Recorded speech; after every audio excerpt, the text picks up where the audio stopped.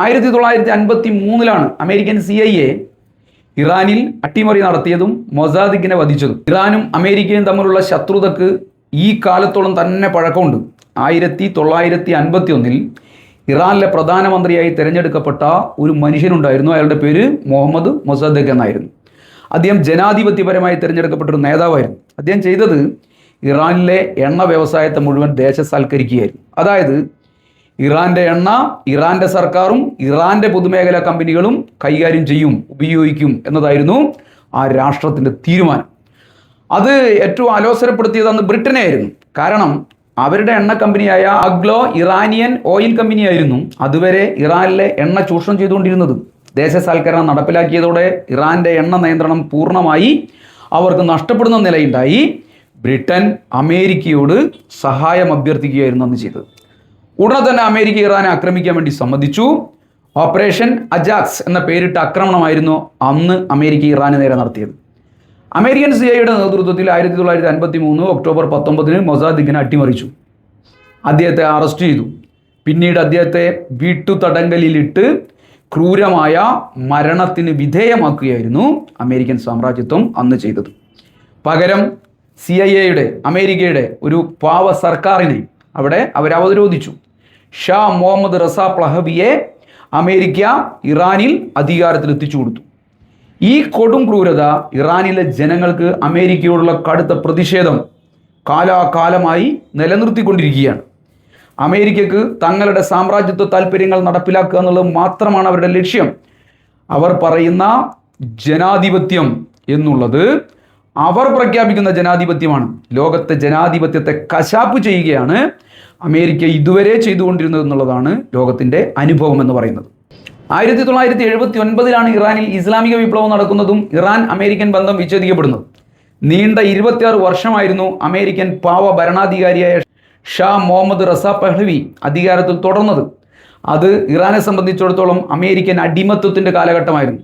ഷായുടെ രഹസ്യ പോലീസായ സവാക് ജനങ്ങൾക്ക് നേരെ ക്രൂരമായ ആക്രമണങ്ങളായിരുന്നു അഴിച്ചുവിട്ടത്. എണ്ണവില അവർ കുതിച്ചുയർത്തി. അതിൻ്റെ പ്രയോജനം മുഴുവൻ അമേരിക്കൻ കമ്പനികളും ഷായുടെ കുടുംബവും എല്ലാം കവർന്നെടുത്തു കൊണ്ടുപോവുകയായിരുന്നു. അമേരിക്കൻ ആധിപത്യത്തിൻ്റെയും ഷാ ഭരണകൂടത്തിൻ്റെയും അസഹനീയമായ അടിച്ചമർത്തലുകളുടെ ഘട്ടത്തിലാണ് ഇറാൻ ജനങ്ങൾ 1979 തെരുവിലിറങ്ങിയത്. അങ്ങനെയാണ് ആയത്തുള്ള ഖൊമേനിയുടെ നേതൃത്വത്തിൽ വൻ ജനകീയ വിപ്ലവത്തിലൂടെ ഇസ്ലാമിക് റിപ്പബ്ലിക് ഓഫ് ഇറാൻ സ്ഥാപിതമാകുന്നത്. അതോടെ ഷാ അവിടെ നിന്ന് പലായനം ചെയ്യപ്പെടുകയാണ്. അതോടെയാണ് അമേരിക്ക ഇറാൻ ബന്ധം പൂർണ്ണമായി തകരുന്നത്. അമേരിക്ക ഇറാനെതിരായി പൂർണ്ണമായ ഉപരോധം ഈ കാലത്തോടു കൂടി ഏർപ്പെടുത്തുകയാണ്. ഇറാനുമായുള്ള നയതന്ത്ര ബന്ധം അമേരിക്ക വിച്ഛേദിച്ചു. അത് അവിടെ മാത്രം ഒതുങ്ങുന്നില്ല. 1980 ആകുമ്പോൾ അമേരിക്കയുടെ പൂർണ്ണമായ പിന്തുണയോടുകൂടി ഇറാഖിനെ കൊണ്ട് ഇറാനെ അമേരിക്ക ആക്രമിച്ചു. 8 വർഷം നീണ്ട യുദ്ധമാണ് പശ്ചിമേഷ്യക്കകത്ത് അക്കാലത്ത് നടന്നത്. ലക്ഷക്കണക്കിന് ഇറാനികൾ അമേരിക്കൻ സഹായത്തോടുകൂടി നടന്ന ആക്രമണത്തിൽ ക്രൂരമായ കൂട്ടക്കൊലകൾക്ക് ഇരയായി. ഇറാന് മുകളിൽ അമേരിക്കൻ പിന്തുണയോടുകൂടിയുള്ള രാസായുധം ഉൾപ്പെടെ അക്കാലത്ത് പ്രയോഗിക്കപ്പെട്ടു. അമേരിക്ക അന്ന് ഇറാനെതിരായി എല്ലാ സഹായവും ഇറാഖിന് ചെയ്തു കൊടുത്തു എന്നുള്ളതാണ് 8 വർഷക്കാലത്തെ യുദ്ധത്തിൻ്റെ അനുഭവം എന്ന് പറയുന്നത്. ഇതാണ് അമേരിക്കൻ സാമ്രാജ്യത്തിൻ്റെ പശ്ചിമേഷ്യയിലെ ഏറ്റവും ക്രൂരമായ മുഖമെന്നത്. ഒരു ജനതയെ ആ ജനത സ്വതന്ത്രമായ നിലപാടെടുക്കാൻ ശ്രമിച്ചാൽ, അമേരിക്കൻ സാമ്രാജ്യത്വത്തിനെതിരായി ചെറുവിരൽ അനക്കിയാൽ അവരെ തകർക്കും എന്ന അമേരിക്കൻ ക്രൂരതയുടെ നടത്തിപ്പായിരുന്നു ഇറാന് മുകളിൽ അമേരിക്ക അക്കാലത്തും ഇപ്പോഴും ചെയ്തുകൊണ്ടേയിരിക്കുന്നത്. എന്നാൽ പിന്നീട് കാര്യങ്ങളെല്ലാം മാറിമറിയായിരുന്നു. ഇറാഖ് അമേരിക്കക്കെതിരായ നിലപാട് സ്വീകരിച്ചു. 2002 മുതൽ 2020 വരെ ആക്സിസ് ഓഫ് ഇവിൾ എന്ന സഖ്യത്തിലായിരുന്നു അമേരിക്ക ഇറാനെയും ഇറാഖിനെയും ഉൾപ്പെടുത്തിയത്. ആക്സിസ് ഓഫ് ഇവിൾ എന്ന് പറഞ്ഞാൽ, തിന്മയുടെ അച്ചുതണ്ട് എന്ന് പറഞ്ഞാൽ, അമേരിക്കൻ രാഷ്ട്രീയത്തിൽ ഉപയോഗിക്കപ്പെട്ട ഒരു പ്രസിദ്ധമായ പദമാണ്. 2002 ജനുവരി 29 അന്നത്തെ US president George W. Bush തൻ്റെ സ്റ്റേറ്റ് ഓഫ് ദി യൂണിയൻ എന്ന പ്രസംഗത്തിലാണ് ഈ പദം ആദ്യമായി പ്രയോഗിക്കുന്നത്. ഇറാൻ, ഇറാഖ്, ഉത്തര കൊറിയ എന്നീ രാജ്യങ്ങളെ കൂട്ടി വിശേഷിപ്പിക്കാനാണ് ഈ പദം അന്ന് അദ്ദേഹം പ്രയോഗിച്ചത്. ഈ രാജ്യങ്ങൾ തീവ്രവാദത്തെ പിന്തുണയ്ക്കുകയും വ്യാപകമായ നാശം വിതയ്ക്കുന്ന ആയുധങ്ങൾ, weapons of mass destruction WMD നിർമ്മിക്കാൻ ശ്രമിക്കുകയും ചെയ്യുന്നു എന്നായിരുന്നു ബുഷിൻ്റെ ഏറ്റവും പ്രധാനപ്പെട്ട ആരോപണം. അതുകൊണ്ട് ലോക സമാധാനത്തിന് ഭീഷണിയായിട്ടാണ് ഈ രാജ്യങ്ങളെ അമേരിക്ക അന്ന് ചിത്രീകരിച്ചത്. ലോകത്തെ എല്ലാ തിന്മകളുടെയും വിശ്വരൂപമായ അമേരിക്ക ഇങ്ങനെ ഒരു പദപ്രയോഗം അക്കാലത്ത് നടത്തുകയാണ്. ഈ രാജ്യങ്ങൾക്ക് മുകളിൽ തങ്ങളുടെ അധീശത്വം സ്ഥാപിക്കാനുള്ള ശ്രമങ്ങളുടെ തുടക്കമായിട്ടായിരുന്നു ജോർജ് ഡബ്ല്യു ബുഷിന്റെ അന്നത്തെ പ്രസംഗം. 2003 ഇറാഖിൽ WMD ഉണ്ട് എന്ന വ്യാജ ആരോപണമായിരുന്നു അമേരിക്ക ഇറാഖിനെ ആക്രമിക്കുന്നതിന് വേണ്ടി വ്യാപകമായി പ്രചരിപ്പിച്ചത്. WMDകളൊന്നും ഇറാഖിന്റെ കൈവശം ഉണ്ടായിരുന്നില്ല. പക്ഷേ ഇറാഖിനെ തകർത്തു തരിപ്പണമാക്കി. എന്നിട്ട് അമേരിക്ക ചെയ്തത്, ഈ തകർന്ന ഇറാഖിനെ പുനർനിർമ്മിക്കാൻ അമേരിക്കൻ കോർപ്പറേറ്റുകൾക്ക് വ്യാപകമായി കരാർ നൽകി. ഇതാണ് അമേരിക്ക. സദ്ദാം ഹുസൈൻ അവർ തൂക്കിക്കൊന്നു, ക്രൂരമായി കൊല ചെയ്തു. കൃത്രിമമായ വിചാരണ നടത്തിയിട്ടാണ് ഒരു രാഷ്ട്രത്തിന്റെ തലവനെ അതിക്രൂരമായി അവർ കൊലപ്പെടുത്തിയത്. ലോകത്തെ വലിയ സമ്പന്ന രാഷ്ട്രമായിരുന്ന ഇറാഖ് ഇന്ന് അരാജകത്വത്തിൽ മുങ്ങിത്താഴുകയാണ്. ആ രാജ്യത്തിന്റെ സമ്പത്ത് മുഴുവൻ അമേരിക്കൻ കോർപ്പറേറ്റുകൾ കൊള്ളയടിച്ചു കൊണ്ടുപോവുകയാണ്. 2020 ഇറാനിലെ ഏറ്റവും പ്രശസ്തനായ സൈനിക കമാൻഡറായ ജനറൽ ഖാസിം സുലൈമാനിയെ അമേരിക്ക ഡ്രോൺ ആക്രമണം നടത്തി വധിച്ചത്. ഇപ്പോൾ 2026 ഇതിൻ്റെ എല്ലാം തുടർച്ച മാത്രമാണ് നാം കാണുന്നത്. 70 വർഷമായി അമേരിക്ക ഒരു രാജ്യത്തെ ക്രൂരമായി വേട്ടയാടുന്നതിൻ്റെ പുതിയ അധ്യായമാണ് ഫെബ്രുവരി 28 ആരംഭിച്ചത്. 2015 ഇറാനും 6 ലോകശക്തികളും, അതായത് America, Britain, France, Russia, China, Germany ഇവയെല്ലാം കൂടി ഒപ്പുവെച്ച ഒരു കരാറാണ് joint comprehensive plan of action. അതായത് ഇറാന്റെ ആണവ പരിപാടി സമാധാനപരമായ ആവശ്യങ്ങൾക്ക് മാത്രമായി പരിമിതപ്പെടുത്തുക എന്നതായിരുന്നു ഈ കരാറിന്റെ ലക്ഷ്യം. പകരമായി ഇറാന് മുകളിലുള്ള സാമ്പത്തിക ഉപരോധങ്ങൾ നീക്കുമെന്ന് ഈ ലോകശക്തികളെല്ലാം അന്ന് ഇറാൻ ഉറപ്പു നൽകി. ഇത് അന്നത്തെ കാലത്ത് ഒരു നയതന്ത്ര വിജയമായിരുന്നു, ലോകത്തിന് വലിയ പ്രതീക്ഷയായിരുന്നു. ഇറാൻ അമേരിക്ക സംഘർഷം കുറഞ്ഞു വന്ന് പശ്ചിമേഷ്യക്കകത്ത് സമാധാനം സ്ഥാപിക്കപ്പെടും എന്ന അവസ്ഥ ലോകത്ത് വരുന്നു എന്ന പ്രതീക്ഷ ഈ കരാർ ഉണ്ടാക്കി. ലോകത്തിന് വലിയ പ്രതീക്ഷ നൽകിയ ഈ കരാർ പിന്നീട് തകർക്കപ്പെടുകയായിരുന്നു. ആ തകർക്കുന്നതിൽ ഏറ്റവും പ്രധാനപ്പെട്ട മുൻകൈയെടുത്തത് പശ്ചിമേഷ്യയിൽ സമാധാനം ഉണ്ടാവരുത്, ഇറാനും അമേരിക്കയും തമ്മിൽ ഒരു കാലത്തും സൗഹൃദം ഉണ്ടാവരുത് എന്നെല്ലാം ഉറപ്പിച്ചു വെച്ചിരുന്ന ഇസ്രായേലായിരുന്നു ഇതിന് പിന്നിലുണ്ടായിരുന്നത്. 2015 ഇറാനും ലോകശക്തികളും 2015 ഇറാനും ഈ പറയുന്ന ലോകശക്തികളെല്ലാം കൂടി ചേർന്ന് JCPOA എന്ന ചരിത്രപരമായ ആണവ കരാറിൽ ഒപ്പുവെക്കുകയായിരുന്നു. ഇറാന്റെ ആണവ പദ്ധതികൾക്ക് കടുത്ത നിയന്ത്രണം ഏർപ്പെടുത്തി പകരം ഈ രാജ്യങ്ങളെല്ലാം ഉപരോധങ്ങൾ പിൻവലിക്കുകയും ചെയ്തു. സമാധാനത്തിൻ്റെയും നയതന്ത്രപരമായ വിജയത്തിൻ്റെയും എല്ലാം നേതൃത്വം അന്നത്തെ അമേരിക്കൻ പ്രസിഡന്റ് ബരാക് ഒബാമയായിരുന്നു. അദ്ദേഹമായിരുന്നു ലോകരാജ്യങ്ങളെല്ലാം സഹകരിപ്പിച്ചതിന് നേതൃത്വം കൊടുത്തത്. ഐക്യരാഷ്ട്രസഭ പോലും ഇത് അംഗീകരിച്ചു, ലോക സമാധാനത്തിന് വേണ്ടി നിലകൊണ്ടു. എന്നാൽ 2018 പ്രസിഡന്റ് ഡൊണാൾഡ് ട്രംപ് അമേരിക്കയെ ഈ കരാറിൽ നിന്ന് ഏകപക്ഷീയമായി പിൻവലിക്കുകയായിരുന്നു. ഒബാമയുടെ നേട്ടങ്ങളെ തകർക്കുക എന്ന സങ്കുചിത ലക്ഷ്യം മാത്രമായിരുന്നു ട്രംപിനുണ്ടായിരുന്നത്. ട്രംപ് അന്ന് ലോകത്തോട് ആക്രോശിച്ചത് ഇങ്ങനെയായിരുന്നു: ഞങ്ങൾ ഏറ്റവും കടുത്ത ഉപരോധങ്ങൾ ഏർപ്പെടുത്തും, മാക്സിമം പ്രഷർ ഞങ്ങൾ പശ്ചിമേഷ്യക്ക് മുകളിൽ നടത്തും എന്നായിരുന്നു അദ്ദേഹത്തിൻ്റെ പ്രഖ്യാപനം. ഇസ്രായേലിൻ്റെ പ്രസിഡന്റ് ബെഞ്ചമിൻ നെതന്യാഹുവുമായി ചേർന്ന് ഡൊണാൾഡ് ട്രംപ് ഇറാനെതിരായി ക്രൂരമായ ഉപരോധം തുടർന്നു നടത്തി. ഇറാന്റെ സമ്പദ്ഘടന തകർന്നു, ജനങ്ങൾ വലിയ ദുരിതം അനുഭവിച്ചു. എന്നിട്ടും ഇറാൻ കീഴടങ്ങിയില്ല. അതേസമയം തന്നെ അവർ ഒമാന്റെ മധ്യസ്ഥതയിൽ നേരത്തെയുള്ള കരാറിലെ വ്യവസ്ഥകൾ നടപ്പിലാക്കാൻ തങ്ങൾ തയ്യാറാണെന്ന് ലോക സമൂഹത്തെ അറിയിച്ചുകൊണ്ടേയിരിക്കുകയും ചെയ്തു. ഒമാന്റെ മധ്യസ്ഥതയിൽ നടന്ന എല്ലാ ചർച്ചകളിലും അവർ പങ്കെടുക്കുകയും ചെയ്തു. ഈ നീക്കങ്ങളെല്ലാം ഒരു വിജയത്തിലേക്ക് എത്തുന്ന ഘട്ടത്തിലാണ് കഴിഞ്ഞ ജൂൺ മാസത്തിൽ ഇസ്രായേൽ ഏകപക്ഷീയമായി ഇറാനെ ആക്രമിക്കുന്നത്. അമേരിക്ക അനുകൂലമായ നിലപാടെടുത്തു, ചർച്ചകൾ വിജയിക്കുന്നുള്ള ഘട്ടത്തിലേക്ക് പോയി. അപ്പോൾ ഏകപക്ഷീയമായ ആക്രമണം ഇസ്രായേൽ നടത്തുകയായിരുന്നു. ഇസ്രായേൽ ആക്രമണം നടത്തിയതിനെ തുടർന്ന് അതിന് അമേരിക്ക പിന്തുണ പ്രഖ്യാപിച്ചു. അങ്ങനെയാണ് ആ ചർച്ചകൾ അന്നവിടെ അവസാനിച്ചത്. 12 ദിവസം നീണ്ടു നിന്ന കൂട്ടക്കൊലയ്ക്ക് ശേഷം, ആക്രമണത്തിന് ശേഷം ഈ ചർച്ചകൾ വീണ്ടും പുനരാരംഭിച്ചു. ആ ചർച്ച ഒരു നിർണായകമായ ഘട്ടത്തിലേക്ക് എത്തിയപ്പോഴാണ് അമേരിക്ക വീണ്ടും ഇപ്പോൾ ഇറാനെ ആക്രമിച്ചിരിക്കുന്നത്. ഇപ്പോൾ നടത്തിയ ഈ ആക്രമണത്തിലൂടെ ഇസ്രായേലും അമേരിക്കയും ആഗ്രഹിക്കുന്നത് ഇറാനെ പൂർണ്ണമായും തകർക്കുക എന്നുള്ളതാണ്.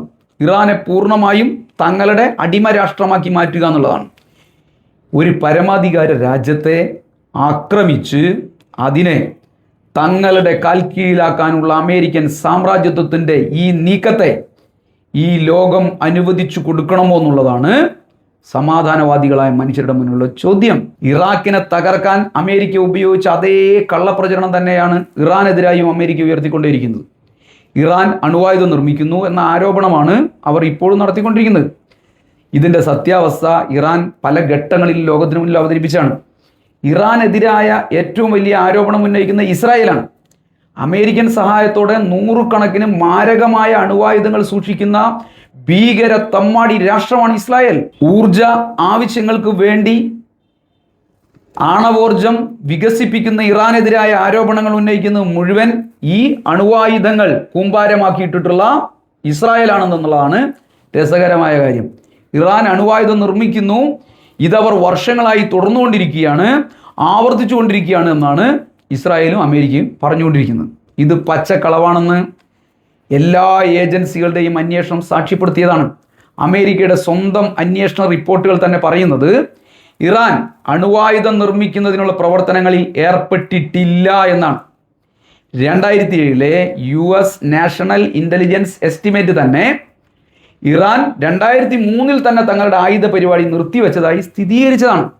ഇറാൻ തങ്ങളുടെ ഊർജ ആവശ്യങ്ങൾക്ക് വേണ്ടി, മെഡിക്കൽ ആവശ്യങ്ങൾക്ക് വേണ്ടി 60% യുറേനിയം സമ്പുഷ്ടീകരണം നടത്തുന്നുണ്ട്. ഇത് IAEA അംഗീകരിച്ചാണ്, സ്ഥിരീകരിച്ചാണ് അന്താരാഷ്ട്ര ആണവോർജ ഏജൻസി.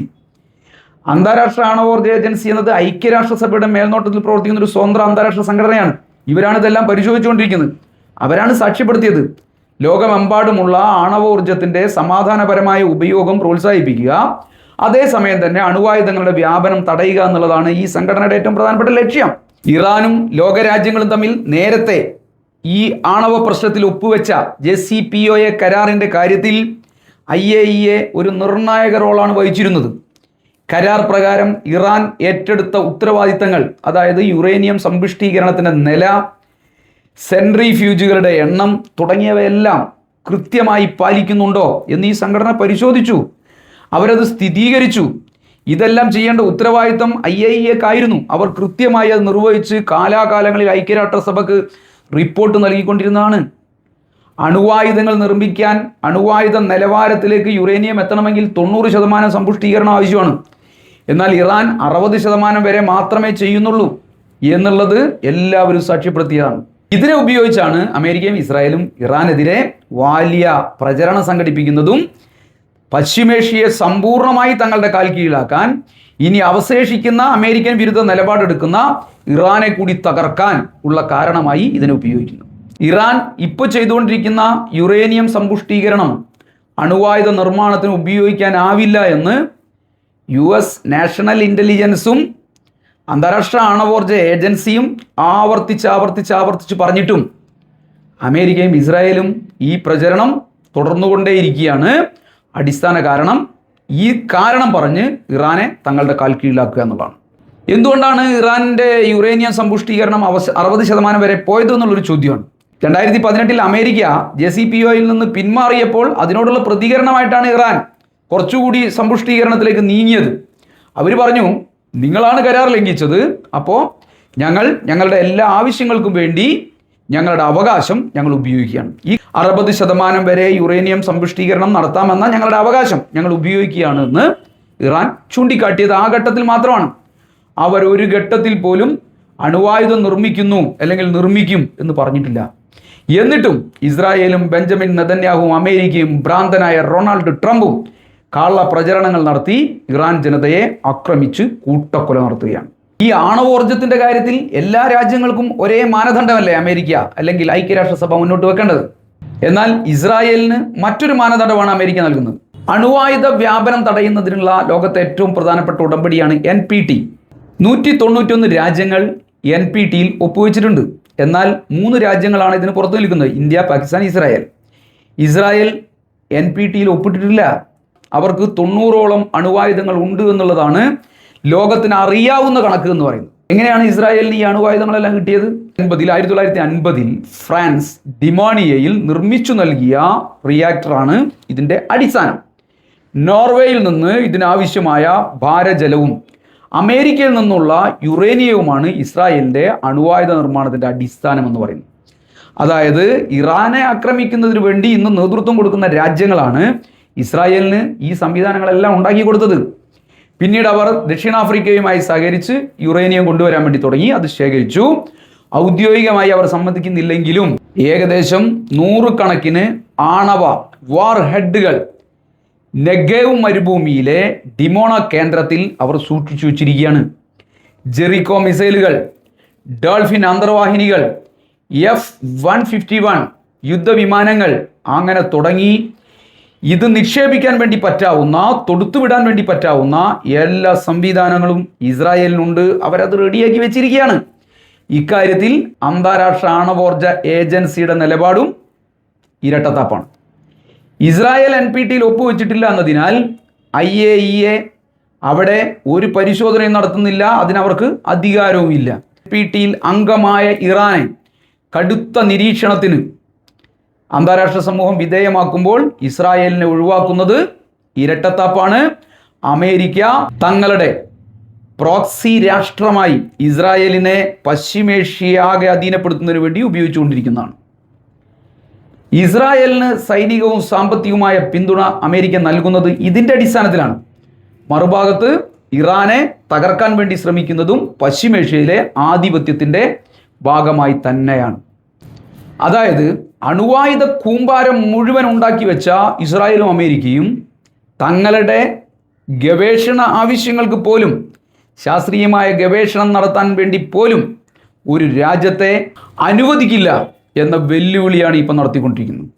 ഇവരാണ് ലോകത്തെ നീതിമാന്മാരെന്ന് ലോകത്തോട് പറഞ്ഞുകൊണ്ടിരിക്കുന്നത് എന്നുള്ളത് മറ്റൊരു തമാശയാണ്. 1953 ഡിസംബർ 8 ഐക്യരാഷ്ട്രസഭ ഒപ്പുവെച്ച ചരിത്ര പ്രസിദ്ധമായ മറ്റൊരു പദ്ധതി, അത് അറ്റം ഫോർ പീസ് എന്നുള്ളതായിരുന്നു.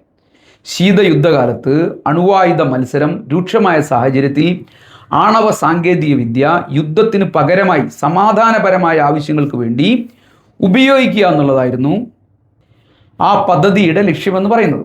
വൈദ്യുതി ഉൽപ്പാദനം, കൃഷി, വൈദ്യശാസ്ത്രം ഇവയ്ക്കൊക്കെ മാത്രമായി ആണവോർജത്തെ എങ്ങനെ ഉപയോഗിക്കാൻ വേണ്ടി പറ്റും എന്നുള്ളതായിരുന്നു അന്നത്തെ അന്വേഷണം. അമേരിക്കൻ പ്രസിഡൻ്റായിട്ടുള്ള ഐസൻഹോവർ ആയിരുന്നു ഇങ്ങനെ ഒരു പദ്ധതിക്ക് ആഹ്വാനം ചെയ്തത്.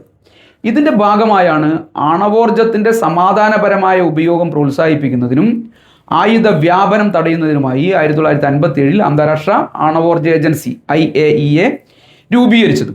ഈ പദ്ധതിയുടെ ഭാഗമായാണ് അമേരിക്ക തന്നെ ഇറാന് ആണവ സാങ്കേതിക വിദ്യ നൽകിയത്. അതായത് 1957 അമേരിക്കൻ പ്രസിഡന്റ് ഐസൻഹോവറുടെ ആറ്റംസ് ഫോർ പീസ് എന്ന പദ്ധതിയുടെ ഭാഗമായി അമേരിക്കയും അമേരിക്കയുടെ സഖ്യരാഷ്ട്രങ്ങളും തന്നെയാണ് ഇറാന് ആണവ സാങ്കേതിക വിദ്യ നൽകിയത് എന്നർത്ഥം.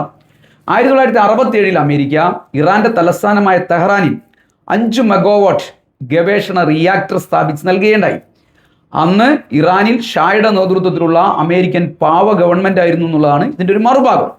അതുകൊണ്ട് തന്നെ അമേരിക്ക ഇറാന്റെ ആണവ പദ്ധതികളെ അന്ന് പ്രോത്സാഹിപ്പിക്കുകയായിരുന്നു.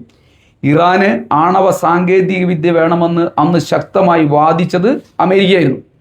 1979 വിപ്ലവത്തിന് ശേഷം ഇറാൻ സ്വതന്ത്രമായി. അപ്പോൾ അമേരിക്കക്ക് ഇതേ സാങ്കേതിക വിദ്യ വളരെ പെട്ടെന്ന് അപകടകരമായി മാറുകയായിരുന്നു, ഭീഷണിയായി മാറുകയായിരുന്നു. ഇതേ സാങ്കേതിക വിദ്യ ഉപയോഗിച്ച് ഇറാൻ ഇപ്പോൾ ഗവേഷണം നടത്തുമ്പോഴാണ് അത് അമേരിക്കക്ക് ഭീഷണിയായി മാറിക്കൊണ്ടിരിക്കുന്നത്. ഇതാണ് അമേരിക്കയുടെ കാപട്യം, വഞ്ചന എന്നെല്ലാം പറയുന്നത്. ഞങ്ങൾക്ക് വേണ്ടപ്പെട്ടവർ എന്തു ചെയ്താലും ഞങ്ങൾക്കൊരു പ്രശ്നവുമില്ല, ഞങ്ങൾ ഏതു തരം ആയുധവും അവർക്ക് നൽകും, മറ്റാരും ഇത് ചോദ്യം ചെയ്യാൻ വേണ്ടി പാടില്ല എന്ന ധിക്കാരവും അഹങ്കാരവുമാണ് അമേരിക്ക ഇപ്പോൾ ലോകത്തിന് മുകളിൽ കാണിച്ചുകൊണ്ടിരിക്കുന്നത്. ആയുധങ്ങൾ മുഴുവൻ നൽകിയ ശേഷം അവർ ഏതെങ്കിലും ഘട്ടത്തിൽ തങ്ങൾക്കെതിരായി തിരിഞ്ഞാൽ അവരെ ഞങ്ങൾ ഭീകരരാക്കും എന്ന് അമേരിക്ക പ്രഖ്യാപിക്കുകയാണ്. ആ ഭീകരരെ എന്നിട്ട് ഞങ്ങൾ തകർക്കും, ആ രാജ്യത്തിൻ്റെ പരമാധികാരത്തിന് മുകളിൽ ഞങ്ങളുടെ ആധിപത്യം സ്ഥാപിക്കും. ഇതാണ് അമേരിക്കൻ സാമ്രാജ്യത്വത്തിൻ്റെ ലോകത്തെ എല്ലാ ഭീകര പ്രവർത്തനങ്ങളുടെയും അടിസ്ഥാനമെന്ന് പറയുന്നത്. വിവിധ രാഷ്ട്രങ്ങളെ അസ്ഥിരപ്പെടുത്താൻ അവർ ഈ പ്രവർത്തനങ്ങളെല്ലാം നടത്തിക്കൊണ്ടിരിക്കുകയാണ്. ലോകത്ത് അമേരിക്ക ഇപ്പോൾ പ്രോക്സി യുദ്ധങ്ങളാണ് നടത്തിക്കൊണ്ടിരിക്കുന്നത്. പ്രോക്സി യുദ്ധങ്ങൾ ആഗോള രാഷ്ട്രീയത്തെ നിയന്ത്രിക്കുന്ന നിലയിലേക്ക് മാറുകയാണ്. പശ്ചിമേഷ്യയിൽ അമേരിക്കയുടെ പ്രോക്സി യുദ്ധങ്ങളാണ് ഇപ്പോൾ നടന്നുകൊണ്ടിരിക്കുന്നത്. എന്താ ഈ പ്രോക്സി യുദ്ധം എന്ന് പറഞ്ഞാൽ? സ്വന്തം സൈനികരെ നഷ്ടപ്പെടുത്താതെ മറ്റു രാജ്യങ്ങളിലെ വിവിധ വിഭാഗങ്ങൾക്ക് ആയുധവും ധനവും പരിശീലനവും എല്ലാം നൽകി തങ്ങളുടെ ലക്ഷ്യങ്ങൾ നേടിയെടുക്കുന്നതിന് വേണ്ടിയുള്ള സാമ്രാജ്യത്വത്തിൻ്റെ കുറുക്കൻ കൗശലമാണ് പ്രോക്സി യുദ്ധങ്ങൾ എന്ന് പറയുന്നത്. ഇന്ന് ലോകത്ത് അവർ നടപ്പിലാക്കിക്കൊണ്ടിരിക്കുന്നത് ഈ പരിപാടി തന്നെയാണ്. അമേരിക്കയും ഇസ്രായേലും ഇതിൽ വളരെ വിദഗ്ധമായ നിലയിലാണ് മറ്റ് രാഷ്ട്രങ്ങളെ തമ്മിലടിപ്പിച്ചുകൊണ്ട് അവരുടെ പദ്ധതി നടപ്പിലാക്കിക്കൊണ്ടിരിക്കുന്നത്. എന്തുകൊണ്ടാണ് അമേരിക്ക ഇങ്ങനെ ഒരു നിലപാട് സ്വീകരിക്കുന്നത്? അമേരിക്ക പലപ്പോഴും യുദ്ധത്തിൽ നേരിട്ട് ഏർപ്പെടുന്നില്ല, പക്ഷേ എല്ലാ സംവിധാനങ്ങളും അമേരിക്ക ഉണ്ടാക്കി കൊടുക്കുകയാണ്. നേരിട്ട് യുദ്ധത്തിൽ ഏർപ്പെട്ടാൽ അവരുടെ സൈനികർ മരിക്കും, അവരുടെ ആയുധങ്ങൾ നേരിട്ട് അവർക്ക് ചെലവാക്കേണ്ടി വരും. അത് അമേരിക്കൻ ജനത അംഗീകരിക്കുന്നില്ല. വിയറ്റ്നാം യുദ്ധത്തിലും ഇറാഖ് യുദ്ധത്തിലും അഫ്ഗാനിസ്ഥാൻ യുദ്ധത്തിലും എല്ലാം അമേരിക്കക്കുണ്ടായ അനുഭവം അവരുടെ ഒരു പാഠമായി അമേരിക്കൻ ജനത കാണുകയാണ്. 1955 മുതൽ 1975 വരെയാണ് അമേരിക്ക വിയറ്റ്നാമിനെതിരായി യുദ്ധം ചെയ്തത്. ഏകദേശം 58,000 അമേരിക്കൻ സൈനികർ കൊല്ലപ്പെട്ടു. 1,53,000 പേർക്ക് പരിക്കേറ്റു എന്നതാണ് അമേരിക്കയുടെ തന്നെ വിയറ്റ്നാം യുദ്ധവുമായി ബന്ധപ്പെട്ട കണക്കുകൾ. യുദ്ധത്തിനായി അമേരിക്ക അക്കാലം ചെലവഴിച്ചത് $168 ബില്യൺ അക്കാലത്തെ വിലയിൽ. പിൻകാല ചെലവുകളും പലിശയെല്ലാം കൂടി ചേർത്താൽ $1 ട്രില്യൺ അമേരിക്കൻ ഡോളർ വരെ ഈ ചെലവ് എത്തുമെന്നാണ് കണക്കാക്കുന്നത്. 2003 മുതൽ 2011 വരെയാണ് ഇറാഖിനെതിരായി അമേരിക്ക യുദ്ധം ചെയ്തത്. ഏകദേശം 4,500 അമേരിക്കൻ സൈനികർ കൊല്ലപ്പെട്ടു. 48,000 പേർക്ക് ഗുരുതരമായി മുറിവേറ്റു എന്നുള്ളതാണ് അമേരിക്കയുടെ കണക്കുകൾ കാണിക്കുന്നത്. യുദ്ധത്തിനും പുനരുദ്ധാരണത്തിനുമായി അമേരിക്ക ചെലവഴിച്ചത് 1.9 ട്രില്യൺ അമേരിക്കൻ ഡോളറാണ്. മുൻ സൈനികരുടെ ചികിത്സ, പലിശ, ദീർഘകാലത്തതിൻ്റെ തുടർച്ചയായുള്ള ചെലവുകൾ ഇതെല്ലാം കൂടി കൂട്ടിയാൽ $3 ട്രില്യൺ ചെലവ് വരുമെന്നാണ് അമേരിക്ക കണക്കാക്കിയത്. അതായത് ഇന്ത്യയുടെ ഒരു വർഷത്തെ ആഭ്യന്തര ഉൽപാദനത്തിന് സമാനമായ തുകയാണ് അമേരിക്ക ഇറാഖിനെതിരായ യുദ്ധത്തിൽ ഉപയോഗിച്ചത് എന്നർത്ഥം. 2001 മുതൽ 2021 വരെയാണ് അഫ്ഗാനിസ്ഥാനെതിരായി അമേരിക്ക ആക്രമണം അഴിച്ചുവിട്ടത്. ഏകദേശം 2,500 അമേരിക്കൻ സൈനികർ അവിടെ കൊല്ലപ്പെട്ടു. 20,000 പേർക്ക് ഗുരുതരമായി പരിക്കേറ്റു. ഇതെല്ലാം അമേരിക്കൻ ഏജൻസിയുടെ കണക്കാണ്. 20 വർഷം നീണ്ടുനിന്ന ഈ യുദ്ധത്തിനായി അമേരിക്ക ചെലവഴിച്ചത് 2.5 ട്രില്യൺ അമേരിക്കൻ ഡോളറാണ്. പലിശയും മറ്റു ദീർഘകാല ചെലവുകളും എല്ലാം കൂടി ചേർത്താൽ 8 ട്രില്യൺ അമേരിക്കൻ ഡോളർ വരെ അവർ ചെലവഴിക്കേണ്ടി വന്നു എന്നാണ് കണക്കുകൾ കാണിക്കുന്നത്. ഈ ആൾ നഷ്ടവും ധനനഷ്ടവും എല്ലാം ഒഴിവാക്കാൻ അമേരിക്ക പുതിയ മാർഗം തേടുകയാണ്. അവർ ആയുധങ്ങൾ നൽകുന്നു, ആ ആയുധത്തിന് അവർ പണം വാങ്ങുന്നു, ആ രാജ്യങ്ങളെ കൊണ്ട് യുദ്ധം ചെയ്യിക്കുന്നു, തങ്ങളുടെ താല്പര്യം നടപ്പിലാക്കുന്നു. സൗദി അറേബ്യ, UAE, ഇസ്രായേൽ ഇവരൊക്കെ അമേരിക്കയുടെ പ്രോക്സി രാഷ്ട്രങ്ങളാണ്. അമേരിക്ക ഇവർക്ക് ആയുധം വിൽക്കും, അവർക്ക് പിന്തുണ പ്രഖ്യാപിക്കും. അമേരിക്കയുടെ ആയുധ കച്ചവടത്തിലൂടെ അവർ വൻ ലാഭം ഉണ്ടാക്കും. എന്നിട്ട് അവർ പറയും, ഞങ്ങൾ യുദ്ധത്തിനില്ല, ഞങ്ങൾ യുദ്ധത്തിനെതിരാണ്, ഞങ്ങൾ സമാധാനത്തിൻ്റെ പതാകവാഹകരാണ്. ഇതാണ് അമേരിക്കൻ സാമ്രാജ്യത്വത്തിൻ്റെ പുതിയ തന്ത്രവും അവരുടെ അതിക്രൂരമായ വികൃതമായ മുഖവും എന്ന് പറയുന്നത്. ഫെബ്രുവരി 28 ലോകം ഉറങ്ങിക്കിടക്കുമ്പോഴാണ് പശ്ചിമേഷ്യയുടെ ആകാശത്ത് അഗ്നിപർവ്വതം പോലെ ആകാശത്തെ ആകെ ചോപ്പിച്ചുകൊണ്ട് ഇറാൻ എന്ന പരമാധികാര രാഷ്ട്രത്തിന് നേരെ അമേരിക്കൻ ഇസ്രായേൽ സഖ്യം രണ്ടാമതും ഭീകരമായ കടന്നാക്രമണം നടത്തിയത്. ഇത് ഒരു സൈനിക ആക്രമണമായിരുന്നില്ല, അത് മനുഷ്യരാശിക്ക് നേരെയുള്ള ഏറ്റവും ക്രൂരമായ കടന്നാക്രമണമാണെന്ന് പറയാം. ഫെബ്രുവരി 28 പുലർച്ചെ 2 മണിക്കാണ് പേർഷ്യൻ ഗൾഫിൻ്റെ ആകാശത്ത് ഇസ്രായേൽ അമേരിക്കൻ യുദ്ധവിമാനങ്ങൾ വൻ ആയുധശേഖരവുമായി പറക്കാൻ വേണ്ടി തുടങ്ങിയത്. അമേരിക്കൻ സെൻട്രൽ കമാൻഡൻറ്റിൻ്റെ നേതൃത്വത്തിൽ 200 ഇസ്രായേലി യുദ്ധവിമാനങ്ങളാണ് ഇറാന് നേരെ പറന്നുയർന്നത്. ഇറാൻ അധിനിവേശമായിരുന്നു അമേരിക്കയുടെ ഏറ്റവും പ്രധാനപ്പെട്ട ലക്ഷ്യം എന്ന് ചൂണ്ടിക്കാട്ടുന്നതാണ് ഈ സൈനികമായ ആക്രമണത്തിനുള്ള ഒരുക്കം എന്ന് പറയുന്നത്. ഓപ്പറേഷൻ എപ്പിക് ഫ്യൂരി എന്നും ഓപ്പറേഷൻ റൈസിംഗ് ലാൻഡ് എന്നും പേരിട്ട ആ ആക്രമണത്തിൽ 500-ലധികം ഇറാനിലെ കേന്ദ്രങ്ങൾ അവർ ലക്ഷ്യം വെച്ചു എന്നുള്ളതാണ് മനസ്സിലാക്കുന്നത്. നേരത്തെ തന്നെ ഇതെല്ലാം വളരെ കൃത്യതപ്പെടുത്തി ആദ്യഘട്ടം തന്നെ ഇസ്രായേൽ അമേരിക്ക സഖ്യം ഇവ തകർക്കുക എന്നുള്ള കൃത്യമായ പ്ലാനിംഗ് ഉണ്ടാക്കിയിട്ടാണ് ആക്രമണത്തിന് പോയത്. ഇറാൻ്റെ ഹൃദയമായ തെഹ്റാനിൽ അവരുടെ സുപ്രീം ലീഡറുടെ ഓഫീസ് സമുച്ചയത്തിന് നേരെയായിരുന്നു ആദ്യത്തെ ഭീകരാക്രമണം അവർ നടത്തിയത്. മാസങ്ങളോളമായി CIA നിരീക്ഷണത്തിലായിരുന്നു ഈ ഓഫീസ് സമുച്ചയം എന്ന് പറയുന്നത്. ഏറ്റവും അവസാനം ഉന്നത ഉദ്യോഗസ്ഥരുടെ യോഗം ഏത് സമയത്താണ് നടക്കുന്നത് എന്ന് കൃത്യതപ്പെടുത്തി ആ സമയത്ത് അവർ അതിന് നേരെ മിസൈൽ തൊടുത്തുവിട്ടു, കൂട്ടക്കശാപ്പ് നടത്തി. ആ ആക്രമണത്തിൽ ആയത്തുള്ള അലി ഖൊമേനി രക്തസാക്ഷിയായി. അദ്ദേഹത്തിൻ്റെ കുടുംബാംഗങ്ങൾ, മകൾ, മരുമകൾ, കൊച്ചുമകൻ അങ്ങനെ എല്ലാവരെയും കൊല ചെയ്തു. ഇറാന്റെ പ്രതിരോധ ഏജൻസി IRGC കമാൻഡർ, സായുധ സേനയുടെ മേധാവി, പ്രതിരോധ മന്ത്രി ഇറാന്റെ നേതൃനിര തന്നെ പൂർണ്ണമായും തകർക്കുകയായിരുന്നു. ഇസ്രായേൽ എന്ന തമ്മാടി രാഷ്ട്രം അവർക്ക് നേതൃത്വം നൽകുന്ന മറ്റൊരു തമ്മാടിയായ ഡൊണാൾഡ് ട്രംപും കൂടി ചേർന്ന് നടത്തിയത്. ഈ കൊടും ക്രൂരത നടത്തിയ ശേഷം ഇസ്രായേൽ പ്രതിരോധ സേനയുടെ വക്താവ് ലോകത്തെ മനുഷ്യത്വത്തെ വെല്ലുവിളിച്ചുകൊണ്ട് പല്ലിളിച്ചുകൊണ്ട് പറഞ്ഞെങ്ങനെയായിരുന്നു, IDFന്റെ ചരിത്രത്തിലെ ഏറ്റവും വലിയ പ്രാരംഭ ആക്രമണമാണിത്. അതിൽ ഞങ്ങൾ അത്യന്തം അഭിമാനം കൊള്ളുന്നുവെന്നായിരുന്നു അദ്ദേഹത്തിൻ്റെ വാക്കുകൾ. അവർ അഭിമാനം കൊണ്ടത് അയത്തുള്ള ഖൊമേനിക്കൊപ്പം നൂറുകണക്കായ പിഞ്ചു കുഞ്ഞുങ്ങൾ ഉൾപ്പെടെ നിർദോഷികളായ നൂറുകണക്കായ മനുഷ്യരെ കൊന്നൊടുക്കിയതിലെ അവരുടെ വൈദഗ്ധ്യത്തിലാണ് അവർ അഭിമാനം കൊണ്ടത്. തെക്കൻ ഇറാനിലെ ഫോർമോസ്ഗാൻ പ്രവിശ്യയിലെ മിനാബ് എന്ന ഒരു ചെറിയ നഗരത്തിലാണ് 170 പെൺകുട്ടികളെ അതിക്രൂരമായി ഈ നരാധമന്മാർ കൊല ചെയ്തത്. ഒരു യുദ്ധത്തിൽ രാഷ്ട്ര നേതാക്കന്മാരെ ചിലപ്പോൾ ലക്ഷ്യം വെച്ചേക്കാം, എന്നാൽ അതിനപ്പുറം സാധാരണ മനുഷ്യരെ മുഴുവൻ കുട്ടികളെയും സ്ത്രീകളെയും കൂട്ടക്കശാപ്പ് നടത്തുക എന്ന, വംശഹത്യ നടത്തുക എന്ന ഇസ്രായേലി ഭീകരൻ ബെഞ്ചമിൻ നെതന്യാഹുവിൻ്റെ പരിപാടി തന്നെയാണ് ഭ്രാന്ത് പിടിച്ച അമേരിക്കൻ പ്രസിഡന്റ് ഡൊണാൾഡ് ട്രംപ് നടപ്പിലാക്കിക്കൊണ്ടിരിക്കുന്നത്. ഇത് ഇറാന് നേരെ മാത്രമുള്ള ആക്രമണമല്ല, മറിച്ച് മനുഷ്യരാശിക്ക് നേരെയുള്ള ഏറ്റവും വലിയ കടന്നാക്രമണമായിട്ടാണ് നമ്മൾ കാണേണ്ടത്. ഷജാറാത്ത് അൽബിയ പെൺകുട്ടികൾ മാത്രം പഠിക്കുന്ന പ്രൈമറി സ്കൂളിന് നേരെയാണ് പകൽ 11 മണിക്ക് ആക്രമണം നടക്കുന്നത്. 170 കുട്ടികളാണ് ആ സ്കൂളിൽ ഉണ്ടായിരുന്നത്. ചിരിയോടെയും ബഹളത്തോടെയും വലിയ ആഹ്ലാദത്തിലൂടെയും എല്ലാം സന്തോഷിച്ചുകൊണ്ടിരിക്കുന്ന ആ കുട്ടികൾക്കിടയിലേക്കാണ് ആകാശത്തു നിന്നും ഈ നരാധമന്മാർ ബോംബ് വർഷിച്ചത്. സ്കൂൾ കെട്ടിടം പൂർണ്ണമായും തകർന്നു. ആദ്യത്തെ റിപ്പോർട്ട് അനുസരിച്ച് 85 കുട്ടികളായിരുന്നു മരിച്ചത്. പിന്നീട് മണിക്കൂറുകൾക്കുള്ളിൽ ആ കണക്ക് 148ആയി. ഇപ്പോൾ ഒരാളും അവശേഷിക്കുന്നില്ല. മുഴുവൻ പെൺകുട്ടികൾ, പിഞ്ചു കുഞ്ഞുങ്ങൾ, അവരുടെ പ്രായം 6 മുതൽ 12 വരെ. എന്തിനായിരുന്നു ഈ കൊടും ക്രൂരത അമേരിക്കൻ സാമ്രാജ്യത്വം അവരുടെ വാലാട്ടി പട്ടികളായ തമ്മാടി രാഷ്ട്രമായ ഇസ്രായേലും ചേർന്ന് നടത്തിയത് എന്ന് ലോകത്തോടവർ നാളെ മറുപടി പറയേണ്ടി വരിക തന്നെ ചെയ്യും. ഇത് യുദ്ധമല്ല, ഇത് ഭീകരതയാണ്, ഇത് മനുഷ്യത്വത്തിനു നേരെയുള്ള ക്രൂരതയാണ്. ഇറാൻ പക്ഷെ അവർ നിശബ്ദരായിരുന്നില്ല. അവർ അവരുടെ എല്ലാ സംവിധാനങ്ങളും ഉപയോഗിച്ച് അവർ തിരിച്ചടിക്കാൻ വേണ്ടി തയ്യാറായി. വാദ് അൽ സദിഖ് അല്ലെങ്കിൽ വാഗ്ദത്ത പ്രതികാരം എന്ന പേരിൽ അവർ തിരിച്ച് മിസൈൽ ആക്രമണം തുടങ്ങി.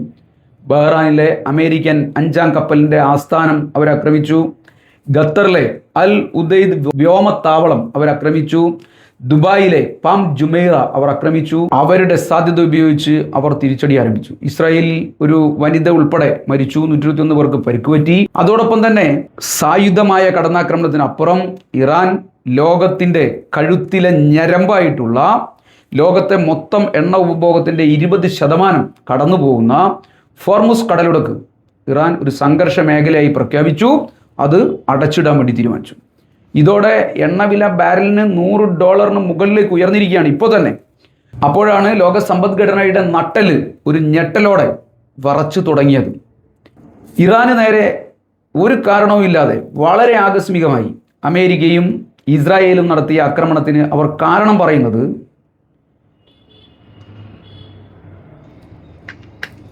ഇറാൻ്റെ ഭീഷണി ലോകത്ത് ഉയർന്നു നിൽക്കുന്നു എന്നുള്ളതാണ്. ഇറാനും അമേരിക്കയും തമ്മിൽ ഒമാൻ്റെ മധ്യസ്ഥതയിൽ നടന്നുകൊണ്ടിരിക്കുന്ന ആണവ ചർച്ചകൾ വിജയത്തിലെത്താറായി എന്ന് ഒമാൻ വിദേശകാര്യമന്ത്രിയായ മധ്യസ്ഥൻ വ്യക്തമാക്കി. 24 മണിക്കൂറിനുള്ളിലാണ് അമേരിക്ക ഈ ആക്രമണം നടത്തുന്നത്. ആയുധം നിർമ്മിക്കില്ലെന്നും അതിനാവശ്യമായ വസ്തുക്കളൊന്നും ഞങ്ങൾ ശേഖരിക്കില്ലെന്നും ഇറാൻ സമ്മതിച്ചതായി ഒമാൻ വിദേശകാര്യമന്ത്രി ലോകത്തോട് വിളിച്ചു പറഞ്ഞതാണ്. ആണവ കരാറിനുള്ള സമാധാന ശ്രമങ്ങളെ ഇസ്രായേലും അമേരിക്കയും ചേർന്ന് അട്ടിമറിക്കുകയായിരുന്നു ഇപ്പോൾ നടത്തിയ ഈ ആക്രമണത്തിലൂടെ അവർ ചെയ്തത്. നേരത്തെയും ഇത് തന്നെയായിരുന്നു. അമേരിക്കയിലും ഇസ്രായേലും ഇപ്പോഴും പറഞ്ഞുകൊണ്ടിരിക്കുന്നത് ഇതൊരു മുൻകരുതൽ ആക്രമണമായിരുന്നു എന്നാണ്. ഒരു പരമാധികാര രാജ്യത്തിൻ്റെ തലസ്ഥാന നഗരിയിലെ അതിൻ്റെ ഏറ്റവും പ്രധാനപ്പെട്ട രാഷ്ട്ര നേതൃത്വത്തിൻ്റെ സുപ്രീം കമാൻഡറുടെ ഓഫീസ് ലക്ഷ്യമിട്ടുകൊണ്ടുള്ള ആക്രമണം, പ്രൈമറി സ്കൂൾ നിറയെ കുട്ടികളുള്ള സമയത്ത് ആ കുട്ടികളെ മുഴുവൻ കൊന്നടക്കിക്കൊണ്ടുള്ള എന്ത് പ്രതിരോധ നടപടിയാണ് അമേരിക്ക ഉദ്ദേശിക്കുന്നത്? അവർ പറയുന്നത് ഞങ്ങൾക്ക് രഹസ്യാന്വേഷണ വിവരം ലഭിച്ചു എന്നാണ്, ഇറാനിൽ നിന്ന് ആക്രമണം ഉണ്ടാവാൻ സാധ്യതയുണ്ടെന്ന്. 2023 ഇറാഖ് ആക്രമിക്കുമ്പോഴും അവർ പറഞ്ഞത് ഇക്കാര്യം തന്നെയാണ്. ഇറാഖിൻ്റെ കയ്യിൽ അണുവായുധമുണ്ട്, WMD ഉണ്ട്, എന്ന് അവർ ആവർത്തിച്ച് പറഞ്ഞു. പക്ഷെ അതൊക്കെ പച്ച നുണയായിരുന്നു എന്ന് പിന്നീട് ലോകം തെളിയിച്ചു. ഇറാഖിനെ അമേരിക്ക സമ്പൂർണ്ണമായി തകർത്തു, ലക്ഷക്കണക്കിന് ആളുകളെ കൊലപ്പെടുത്തി, ഒരു പരമാധികാര രാഷ്ട്രത്തിന്റെ തലവനെ കൃത്രിമമായ വിചാരണ നടത്തി അതിക്രൂരമായി കൊലപ്പെടുത്തി. ഇതായിരുന്നു അമേരിക്ക. പച്ചക്കളവ് പ്രചരിപ്പിച്ച് ലോകത്തെ മുഴുവൻ അടക്കി വാഴാൻ നടക്കുന്ന അമേരിക്ക പറയുന്നത് ലോകത്തെ പല രാഷ്ട്രങ്ങളും വിശ്വസിക്കുകയാണ്. എന്തുകൊണ്ടാണ് നമ്മുടെ രാജ്യം ഇപ്പോഴും അമേരിക്ക പറയുന്നത് വിശ്വസിക്കുന്നത് എന്നുള്ള പ്രധാനപ്പെട്ട ചോദ്യമാണ്. അമേരിക്കയുടെ രഹസ്യാന്വേഷണ റിപ്പോർട്ടുകളെല്ലാം പച്ചക്കളവുകളായിരുന്നു എന്ന് ലോകം സാക്ഷ്യപ്പെടുത്തിയതാണ്. എന്നാൽ ഇപ്പോഴും അവർ പറയുന്നത് കേട്ട് നമ്മുടെ സർക്കാർ ഈ കൊടും ക്രൂരതയെ, അമേരിക്കയും ഇസ്രായേലും നടത്തിക്കൊണ്ടിരിക്കുന്ന ഏകപക്ഷീയമായ ആക്രമണത്തെ അംഗീകരിച്ചുകൊണ്ടിരിക്കുകയാണ്, അവർക്ക് പിന്തുണ നൽകിക്കൊണ്ടിരിക്കുകയാണ്. റെജീം ചേഞ്ച്, ഇറാന്റെ ഭരണത്തെ മാറ്റുകയാണ് ഞങ്ങളുടെ ലക്ഷ്യം എന്നത് അമേരിക്കൻ സാമ്രാജ്യത്വം ഇത്തവണ മറച്ചു വെച്ചില്ല. അവർ തുറന്ന യുദ്ധം പ്രഖ്യാപിച്ചുകൊണ്ട് തന്നെ രാഷ്ട്രീയ മാറ്റമാണ് ഞങ്ങളുടെ ലക്ഷ്യം എന്നവർ പ്രഖ്യാപിച്ചിരിക്കുകയാണ്. അമേരിക്കൻ പ്രസിഡന്റ് റൊണാൾഡ് ട്രംപ് തന്നെ തൻ്റെ ട്രൂത്ത് സോഷ്യൽ അക്കൗണ്ടിൽ തുറന്നു പറഞ്ഞത് റെജീം ചേഞ്ച്, നേതൃമാറ്റം തന്നെയാണ് ഞങ്ങളുടെ ലക്ഷ്യം എന്നാണ്. അതായത് ഇറാനിലെ ജനങ്ങളോട് അവരുടെ സർക്കാരിനെതിരെ കലാപം നടത്താനുള്ള ആഹ്വാനമായിരുന്നു ട്രംപ് നടത്തിക്കൊണ്ടിരുന്നത്. ഇത് അന്താരാഷ്ട്ര നിയമത്തിൻ്റെ നേർക്കുനേരായ ലംഘനമാണ്. ഒരു രാജ്യത്തിൻ്റെ ആഭ്യന്തര കാര്യങ്ങളിൽ ഇടപെടാൻ അമേരിക്കക്ക് ഒരു അവകാശവുമില്ല. ഇത് ഇറാന്റെ പരമാധികാരത്തിന് മുകളിലുള്ള കടന്നുകയറ്റമാണ്. അത് പറയാൻ നമ്മുടെ രാജ്യം ഉൾപ്പെടെ പല രാജ്യങ്ങളും മടിച്ചു നിൽക്കുകയാണെന്നുള്ളതാണ് ലോകത്തിൻ്റെ അവസ്ഥ. 1953 ഇതേ ഇറാനിൽ അമേരിക്കൻ CIA ചെയ്തത് ഇത് തന്നെയായിരുന്നു. 2003 ഇറാഖിൽ അമേരിക്ക ചെയ്തത് ഇത് തന്നെയായിരുന്നു. 2011 ലിബിയയിൽ ചെയ്തതും ഇത് തന്നെയാണ്. 2025 വെനിസ്വേലയിൽ ചെയ്യാൻ ശ്രമിച്ചതും ഇത് തന്നെയായിരുന്നു. ആ നാട്ടിലെ ജനതയും ഭരണകൂടവും അമേരിക്കൻ സാമ്രാജ്യത്തിന് മുന്നിൽ കീഴടങ്ങാത്തത് കൊണ്ട് അവിടെ അത് നടന്നില്ല. എല്ലായിടത്തും അമേരിക്കൻ ആക്രമണത്തിന്റെ ഫലം ഒന്ന് തന്നെയായിരുന്നു: അരാജകത്വം, ആഭ്യന്തര യുദ്ധം, ലക്ഷക്കണക്കായ മനുഷ്യരുടെ കൂട്ടക്കൊലകൾ. റെജീം ചേഞ്ച് എന്ന വാക്കിന്റെ അർത്ഥം അവർക്ക് ഇഷ്ടപ്പെടാത്തൊരു സർക്കാർ, അത് ഏത് രാജ്യത്തായാലും അത് അപകടത്തിലാണ് എന്നുള്ളതിൻ്റെ സൂചനയാണ്. ഇന്ന് ഇറാനാണെങ്കിൽ നാളെ അത് മറ്റേതെങ്കിലും രാജ്യമാവാം, മറ്റന്നാൾ അത് നമ്മുടെ രാജ്യവുമാവാം എന്ന പ്രഖ്യാപനമാണ് റൊണാൾഡ് ട്രംപിൻ്റെ ഈ വെല്ലുവിളിയിലൂടെ ലോകത്തിനു മുകളിൽ മുഴങ്ങുന്നത്. അമേരിക്ക ഇതുവരെ പറഞ്ഞുകൊണ്ടിരുന്നത് ലോകത്താകെ ജനാധിപത്യം സംരക്ഷിക്കാനും സിവിലിയൻ ജീവൻ സംരക്ഷിക്കാനുമാണ് ഞങ്ങൾ ശ്രമിക്കുന്നതെന്നായിരുന്നു. മിനാവിലെ കുട്ടികളുടെ 170 കുഞ്ഞുങ്ങളുടെ മൃതദേഹങ്ങൾ അമേരിക്കയുടെ ഈ കള്ളപ്രചരണത്തിന് മുന്നിൽ ചോദ്യചിഹ്നമായി നിൽക്കുകയാണ്. ലോകത്തുള്ള യുദ്ധ നിയമങ്ങളെല്ലാം പറയുന്നത് സ്കൂളുകൾ, ആശുപത്രികൾ, സാധാരണ ജനങ്ങളുടെ വീടുകൾ ഇവ ഒരിക്കലും ലക്ഷ്യമാക്കാൻ വേണ്ടി പാടില്ല എന്നാണ്. ഇത് ജനീവ കൺവെൻഷൻ്റെ അടിസ്ഥാന നിയമമാണ്. എന്നാൽ അമേരിക്കയും ഇസ്രായേലും ഈ നിയമങ്ങളൊക്കെ ചവിട്ടി മെതിക്കുകയാണ്. അവർ അവരുടെ കാടൻ നിയമങ്ങൾ ലോകത്തിനു മുന്നിൽ അടിച്ചേൽപ്പിക്കുകയാണ് ചെയ്യുന്നത്. ഇറാൻ വിദേശകാര്യ മന്ത്രാലയവും പ്രസിഡന്റ് മസൂദ് പെസഷ്കിയാനും ചേർന്ന് ഇതിനെ അതിക്രൂരമായ യുദ്ധക്കുറ്റം എന്നാണ് വിളിച്ചിട്ടുള്ളത്. ഇത് ക്രൂരമായ യുദ്ധക്കുറ്റം തന്നെയാണ്. യുദ്ധക്കുറ്റവാളികളെ അമേരിക്ക എന്താണോ ചെയ്തത് അതുപോലെ തന്നെ ആയിരിക്കണം റൊണാൾഡ് ട്രംപിനെയും ബെഞ്ചമിൻ നെതന്യാഹുവിനെയും ചെയ്യേണ്ടത് എന്നതാണ് ലോകത്തെ ജനാധിപത്യവാദികൾ ഇപ്പോൾ ആവശ്യപ്പെട്ടുകൊണ്ടിരിക്കുന്നത്. പല രാജ്യങ്ങളിലെയും ഭരണാധികാരികളെ യുദ്ധക്കുറ്റവാളികളെന്ന് പറഞ്ഞ് പിടിച്ചുകൊണ്ടുപോയി കൃത്രിമമായ വിചാരണ നടത്തി തൂക്കിലേറ്റുന്ന, ക്രൂരമായി കൊല ചെയ്യുന്ന നിലപാടാണ് അമേരിക്ക എടുത്തുകൊണ്ടിരുന്നത്. ഇത് തന്നെയാണ് റൊണാൾഡ് ട്രംപിന് നേരെയും ലോകം എടുക്കേണ്ടത് എന്ന് ലോകത്തെ സമാധാനവാദികളായ മനുഷ്യർ ആവശ്യപ്പെട്ടുകൊണ്ടിരിക്കുകയാണ്. പക്ഷേ അന്താരാഷ്ട്ര സമൂഹത്തിന് നേതൃത്വം നൽകുന്ന പ്രധാനപ്പെട്ട ഭരണകൂടങ്ങളൊന്നും ഒരക്ഷരം മിണ്ടുന്നില്ല. ഫലപ്രദമായ ഒരു നടപടിയും എടുക്കാൻ യൂറോപ്യൻ യൂണിയൻ ഉൾപ്പെടെ G7 രാജ്യങ്ങൾ ഉൾപ്പെടെ അതിന് നേതൃത്വം നൽകുന്ന രാഷ്ട്രങ്ങൾ ഉൾപ്പെടെ ഒരു നടപടി എടുക്കുന്നില്ല.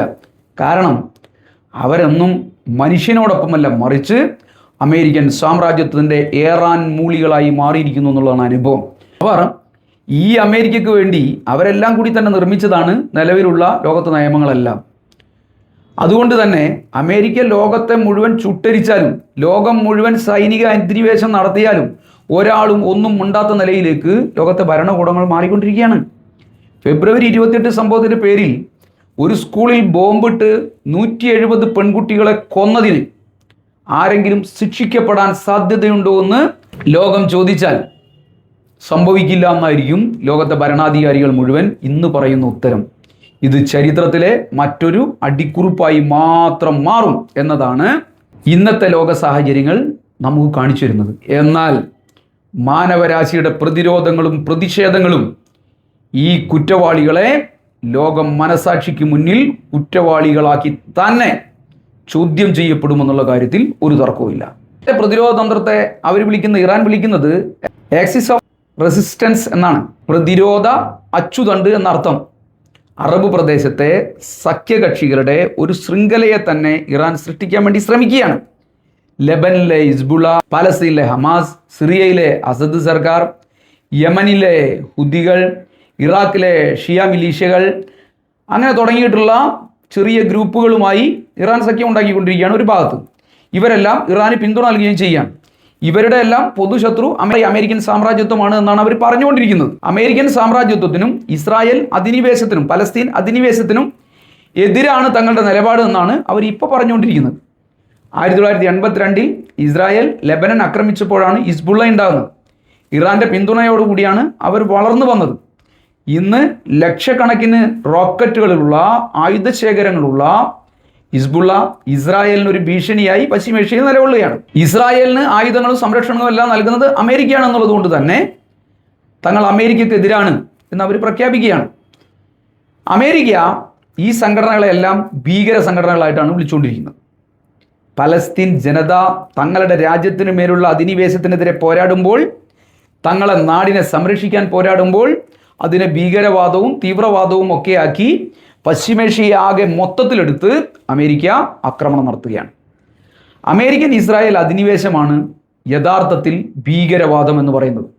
ലോകം ആർത്തു വിളിച്ച് ഈ സത്യം തുറന്നു പറഞ്ഞുകൊണ്ടേയിരുന്നിട്ടില്ലെങ്കിൽ ലോകം മുഴുവൻ അമേരിക്കയുടെ കാൽക്കീഴിലേക്ക് പോകുന്ന സാഹചര്യം ഉണ്ടാകും.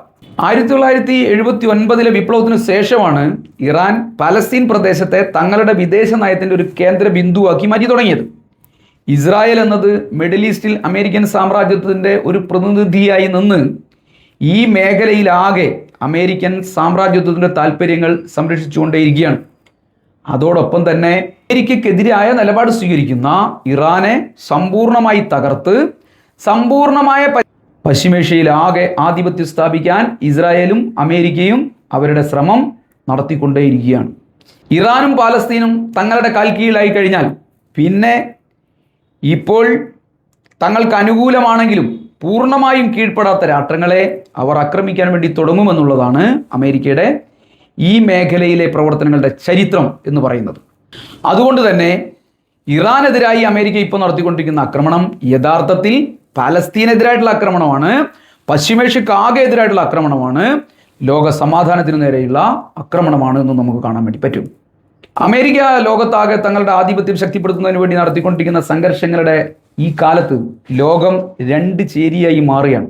റഷ്യ ആക്രമണം ഉണ്ടായ ഉടനെ തന്നെ ശക്തമായ നിലയിലേക്കാണ് അമേരിക്കൻ ആക്രമണത്തെ അപലപിച്ചത്. സിവിലിയന്മാർക്ക് നേരെ നടക്കുന്ന ആക്രമണവും കൂട്ടക്കൊലയും അന്താരാഷ്ട്ര നിയമത്തിൻ്റെ ലംഘനമാണെന്ന് രൂക്ഷമായ ഭാഷയിലാണ് റഷ്യ പ്രതികരിച്ചത്. റഷ്യയും ഇറാനും തമ്മിലുള്ള ബന്ധം അമേരിക്കക്ക് വലിയ തലവേദനയായി തുടരുമ്പോഴാണ് റഷ്യയുടെ രൂക്ഷമായ പ്രതികരണം പുറത്തു വരുന്നത്. ചൈനയും ആക്രമണങ്ങളെ ശക്തമായി തന്നെ അപലപിച്ചിരിക്കുകയാണ്.